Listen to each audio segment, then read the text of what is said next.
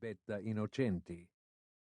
There were others who may have been as attractive, but Betta's beauty was different, starting with her very short black hair and large green eyes. She had none of the pretentiousness of so many Roman women he knew, wasn't afraid of saying what she thought, and certainly didn't worry about what people thought of her. She had, he reached out of Italian and into Spanish, a healthy dash of chispa.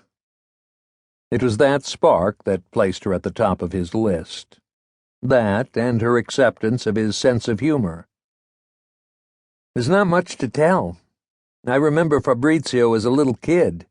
Kind of quiet, but that's the way children are supposed to be in Italian families. The last time I saw him was just after my grandmother's funeral, if I remember right. He was about 10. They came over to our apartment in Rome, and we played with my Lego set. I've been meaning to get up to Perugia to see my aunt, but haven't found the time yet. If I'm not successful in extracting Fabrizio, I may have to put it off even longer. The car emerged from the tunnel, and sunlight poured back through the windows. The fields outside changed from dark green rose to a bright yellow carpet of tall sunflowers, their faces swiveled to catch the sun. Uncle Piero says that Fabrizio always asked about me, so I must have made an impression. As expected, I suppose. The little kid looking up to the high schooler who then goes off to the university in America. Very exotic. Those exotic qualities have always appealed to me, too. Thanks, Betta. After coming over a hill, they crossed the Tiber for the last time before slowing down to get off at the Orvieto exchange. The exit ramp led to the toll booths and then out to the street that would take them the final few kilometers to the city. The Etruscans knew a good defensive position when they saw one.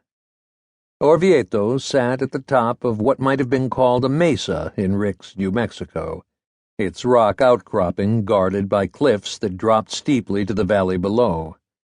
For millennia, it was almost impossible to reach the city without the approval of its inhabitants, especially after thick walls were added to the natural defenses.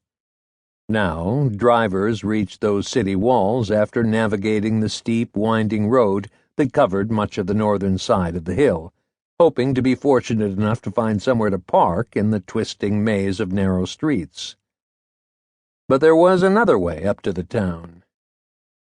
A couple minutes after leaving the autostrada, they came to an irregular-shaped traffic circle where Rick turned off, following the P signs. A large parking lot spread out between the old railroad station and the elevated track of the high-speed trains.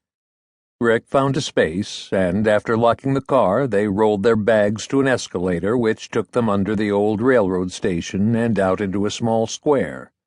A circular pool adorned the round piazza, its narrow jet of water bent by a slight southern breeze that swirled dust around the street. Beyond the fountain was a more modern station, with 6 glass gables projecting out from its single story to protect anyone waiting at the bus stop outside. Funiculare was written in metal letters on the stone wall between the set of glass and metal doors. Inside, a bored city employee took money at a ticket window and dispensed biglietti. Rick pushed euros under the glass and was rewarded with 2 one-way tickets and change. He turned back to Betta and noticed a digital number on the screen on the wall. "Subito," he called to her. "That one is leaving in 1 minute."